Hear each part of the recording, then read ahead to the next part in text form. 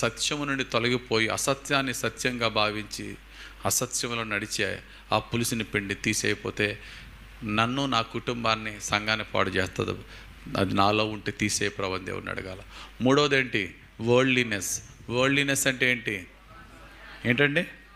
లోకానుసారమైన జీవితం. ప్రభువా, నాలో ఆ లోకానుసారమైన వ్యర్థమైన మనసు తొలగించి ప్రభువా. ఎంత ప్రార్థన చేసినా, ఎన్ని వాక్యాలు విన్నా, ఇంకా నా మనసంతా డబ్బు మీద, ఆ వ్యభిచార క్రియల మీద, ఆ తాగుడు మీద, ఆ జోదం మీద, వాటికే వెళ్ళిపోతుంది ప్రభువా. అందులోంచి తీసే ప్రభువా నన్ను.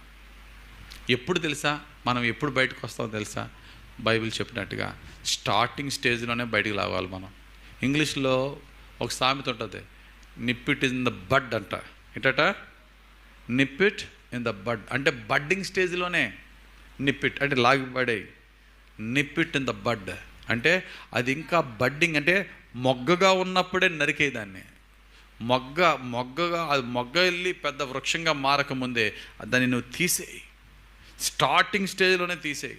పాపం అనేది పరిపక్వమై పెద్దదై ముందే తీసేయి.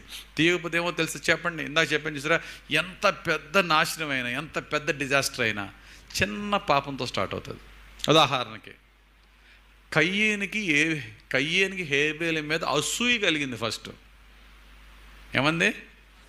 నా దేవుడు తీసుకోలేదు నా సాక్రిఫైస్, నాకన్నా చిన్నోడు ఆడి తీసేసుకున్న అసూయ కలిగింది. నెక్స్ట్ అసూయల్లా కోపంగా మారింది. కోపం మర్డర్గా మారింది. స్టార్టింగే మర్డర్ చేసేయాలని ఆలోచన ఉందా? కయ్యేనికి అసలు మర్డర్ అంటే తెలియదు. అప్పుడు ఏంటో, అప్పుడు మర్డర్స్ లేవు కదా.